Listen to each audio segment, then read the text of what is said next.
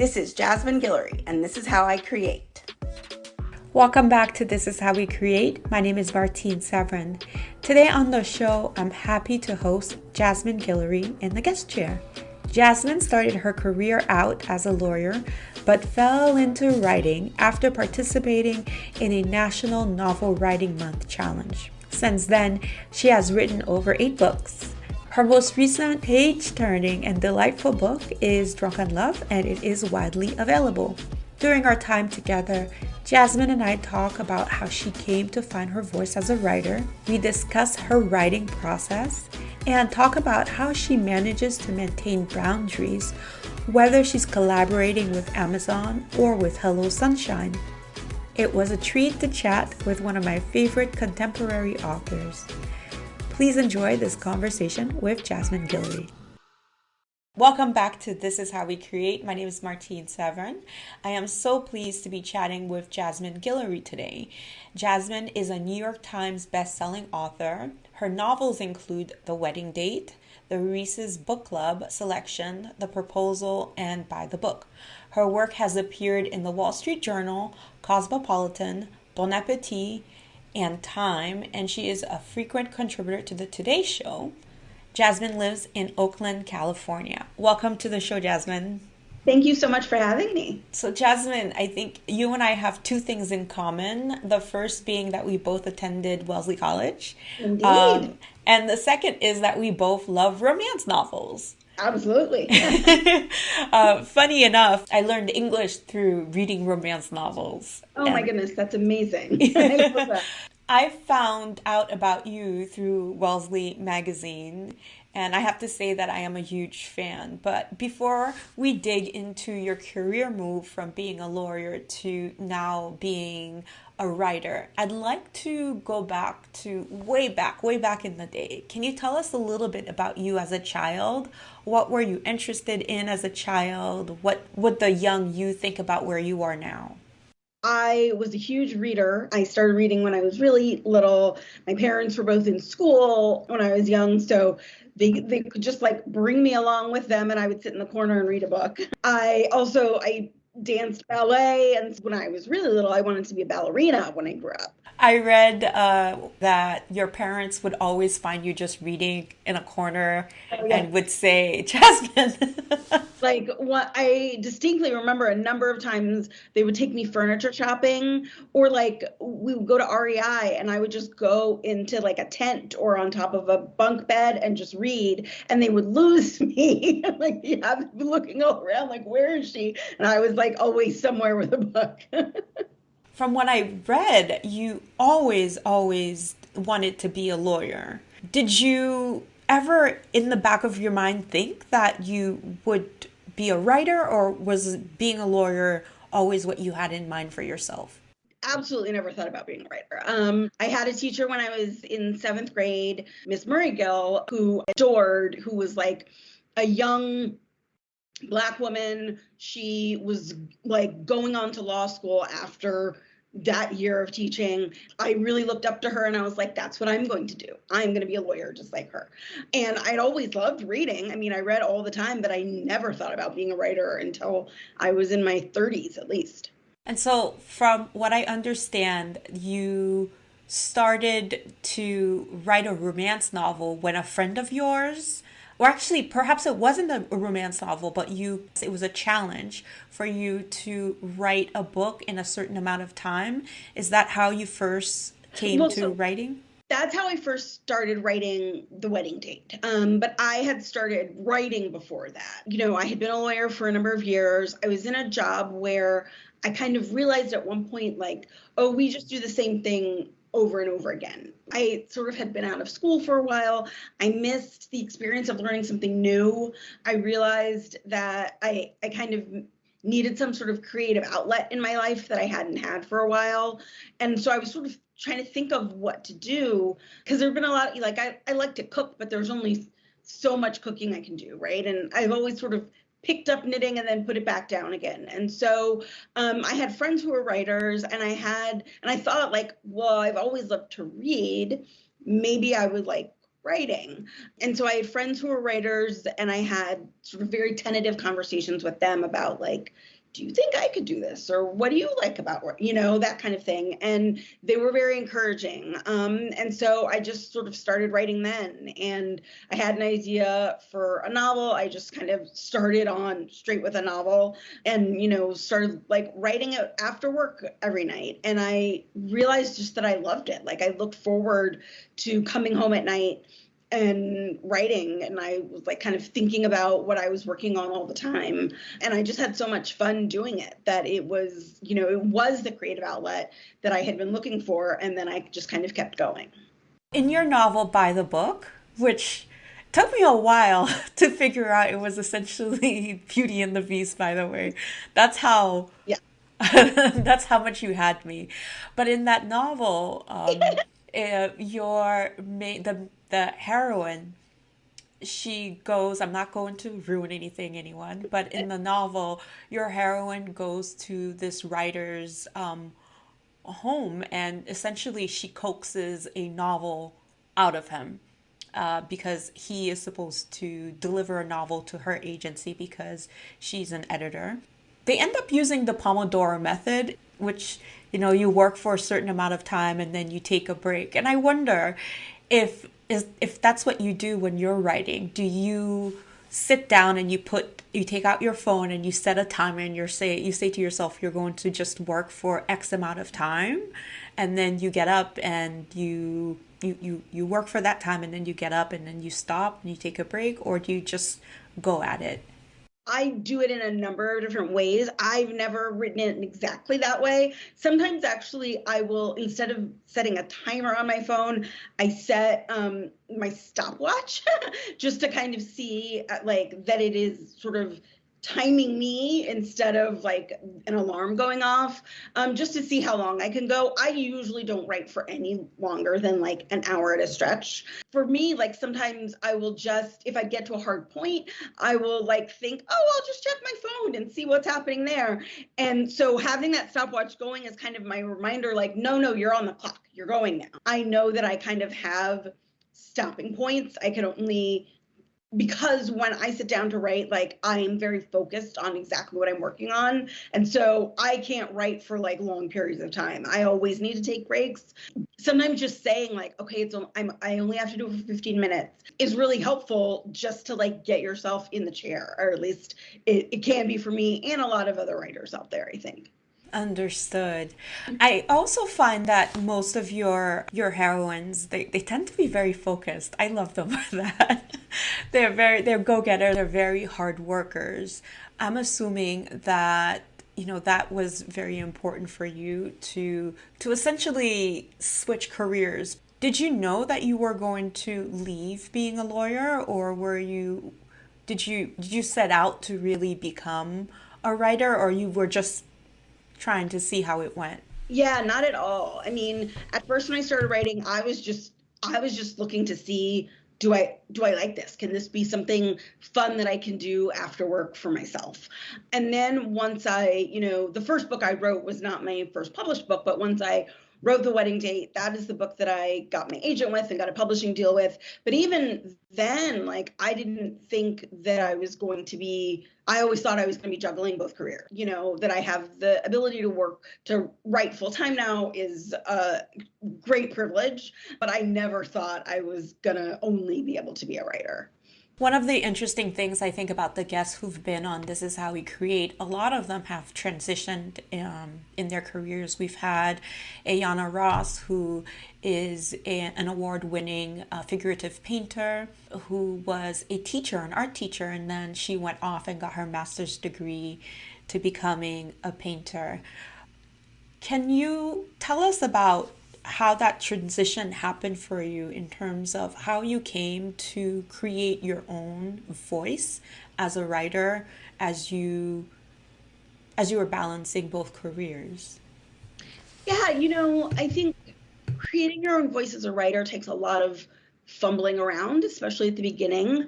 I think especially a lot of new writers sort of start out not purposefully, but kind of imitating other writing that they have that has resonated with them, or other writing that they have read recently. And that's not a bad thing. Like, I think you kind of have to do that for a while before you figure out what works for you, who the people are that you're talking about, like what your own kind of writing style is. I think most creatives just sort of learning how to do anything kind of start out that way. I think there's a lot of experimentation, or at least there was for me early on, and kind of figuring out, what style do I want to write in? How do I write the scene? What kind of things do I love to write, and what kind of things don't I? And so I think being able to experiment early on is really useful. When I was working full time, I only had a little bit of time each day to write. So that was like, when I was talking before about how when I am writing, I'm very focused. I think that's part of it, is that when, I would bring my laptop to work with me, like go to the Starbucks across the street from the office for like 30 minutes at lunchtime and write. And I knew I only had 30 minutes. So I would just kind of dive right in and write straight for that 30 minutes. When I'm in the middle of writing, that is all I am doing.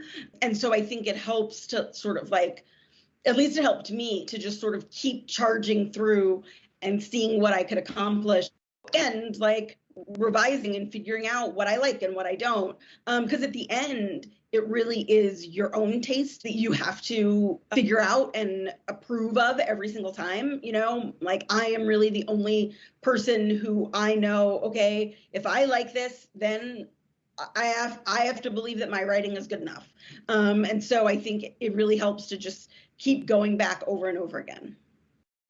I think a lot of times, even now as a photographer, I changed jobs mid-career, if you will. I started out after getting my graduate degree. After several years in, I decided, I think I want to be a photographer. And so here we go. And I think one of the best advice that I've ever been given was to just keep shooting and keep creating, because it's in the creation that you actually find out what it is that you are interested in and what you're trying to say. And to that, I'd love to hear your take on about your process. How does the book come to be from the time that you start having an idea to it being completely fleshed out, and to, you go through the iterations to sending it to the editor and actually having a book? Can you talk to me a bit about that process? Yeah, it's a little different for every book, but generally, I first have an idea.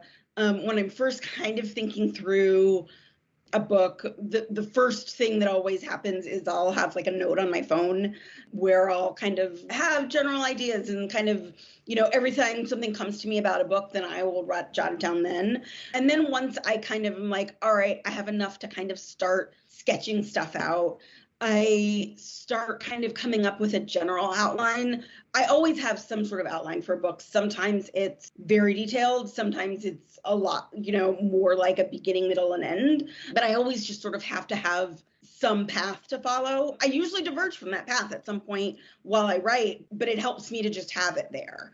And then once I've got that, then I just sort of start writing. I'm a person who writes very messy first drafts. So I will just kind of start writing and then keep going until I get to the end. I rarely go back and look at what I have done while I'm working on it, because I think my goal is always just sort of to like push to the end and have a finished draft, and then I can revise it. So I spend a lot of time revising. Nobody sees any of my drafts until like it's at least the fourth draft.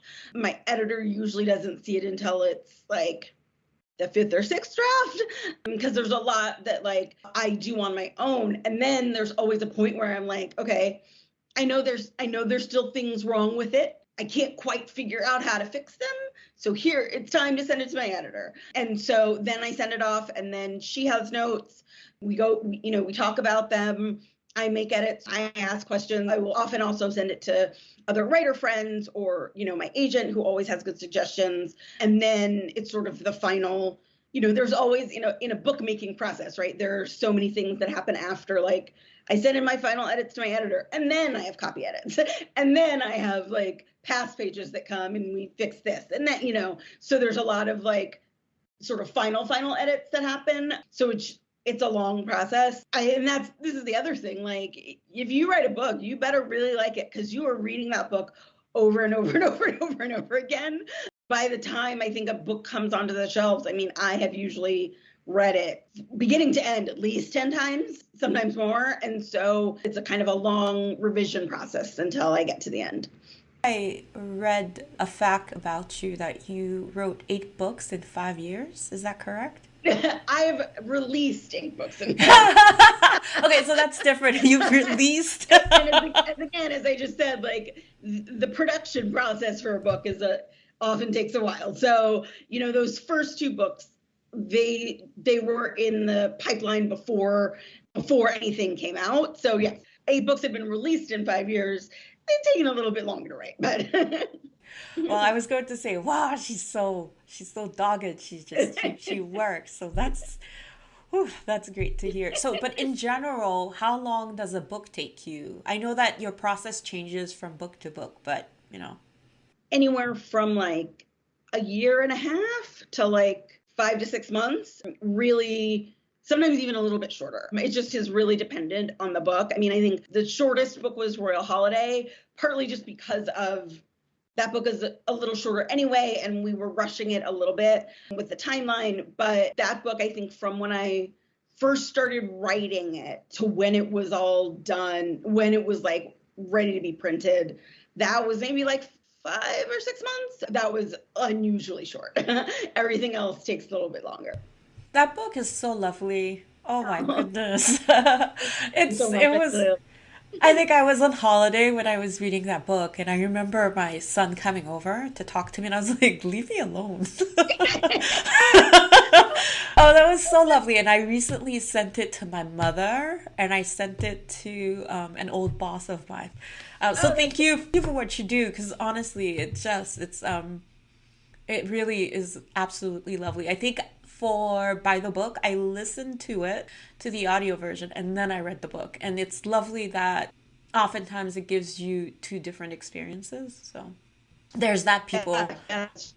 Yeah, get it twice. All right. The next thing I want to talk to you is about that transition. And I guess the only reason I'm asking about the transition from being a lawyer to being a writer, and to call yourself a writer at that, I think a lot of people actually do change careers to becoming an artist, because I think, at least for me, when I was at Wellesley College, I didn't want to be an artist because I didn't want to be, a broke artist, which what I was, it's a thing that I grew up believing, that, you were a starving artist, which I don't think is necessarily has to be true at all. Can you talk to me a little bit about the mental story, or about, you know, making that transition? Yeah, I did both for a while. So I wrote The Wedding Date in 2015. I got my publishing deal from it in 2016. It came out in 2018. I didn't quit my job until 2019. In that time period, I wrote basically 2 more books as I was still working full time. So there was a lot of juggling early on. There was a lot of, bringing my laptop to work and working in the Starbucks across the street. There was a lot of working late nights. Actually, the hardest part was after I had a book out, right? Because juggling the work of both things, like the actual writing and the actual lawyering, obviously that was hard, but it was less of a challenge because I could sort of put them both in their own time slots. Once The Wedding Date came out, and then I was doing promotional stuff and doing kind of the work of an author that isn't just the writing, that got a lot harder to juggle because it was, things like, can you be on a podcast at 3 o'clock in the afternoon? And so I would hide in a closet at work until I call into a podcast or things like that. That was when the juggling got more difficult. So there was a lot of kind of back and forth and taking time off to travel to do book stuff. But then actually, once I quit my job, that was also challenging for a while because I'm a person who does very well with structure. I think that's partly why I always have outlines, and because it's good for me to have the structure there. And then when I didn't have anything specific during the day where I had to be and I had to do this. I was like, I don't know when do I write now? Like, I don't know where to structure my day. How do I do all of this? And so that took a while to kind of figure out how to work for myself. So yeah, so I think that is a challenge that I wasn't very good at first, and then I kind of had to figure out. And there's also all the promotion, because Yeah. I can only assume, and you're all over the place. And I laugh, but I laugh in joy because, you're often on the Today Show, and and I don't remember for which publication, but you do these pieces, if Lupita Nyong'o was your That friend was and for so. the Late Lamented Toast, which Okay. I that I adored, but yeah.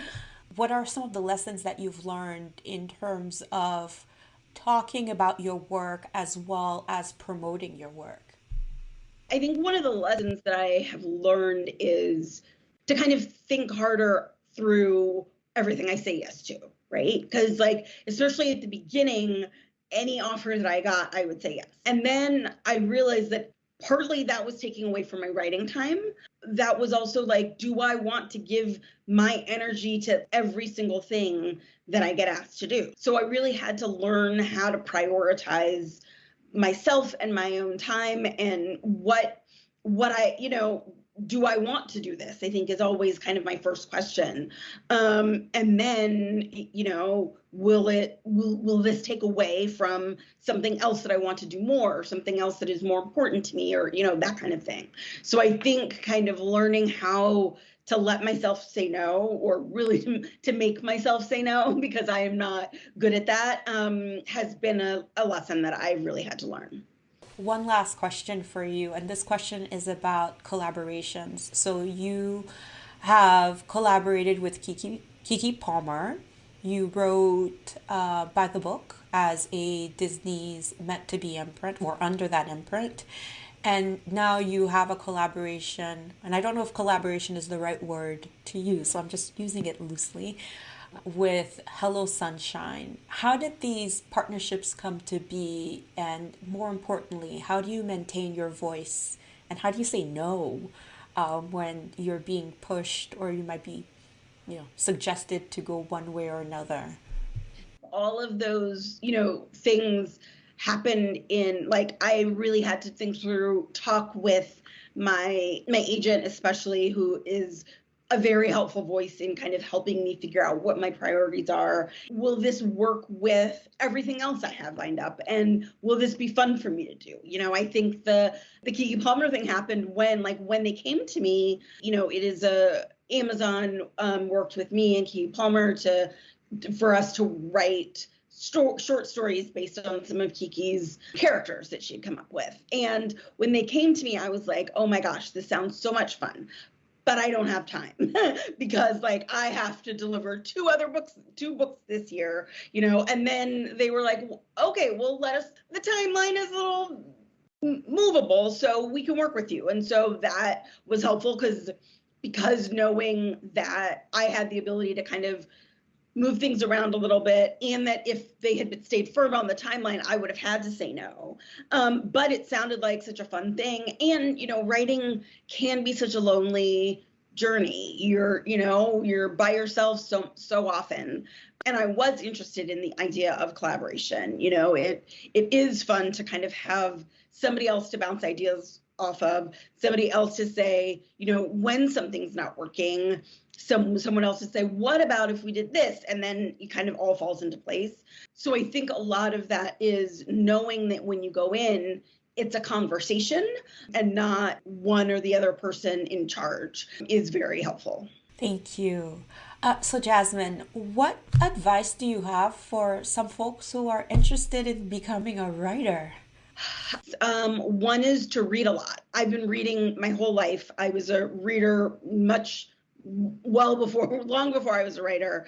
And I think all of the books that I have read have built upon my knowledge as a writer, being able to, like, know how to tell a good story. You have to have read lots of good stories first to see this part is slow, this is boring me. If it's boring me as the writer, it is going to bore a reader, and so kind of thinking thinking about writing as a reader is very useful. I learned so much from reading other people, just sentence structure and how you talk about different things and, how to construct stories in totally different ways, like not just in my genre, but in so many other genres as well. And then I also think just keep trying, right? Like just what you were saying before about you just have to keep shooting, you just have to keep writing.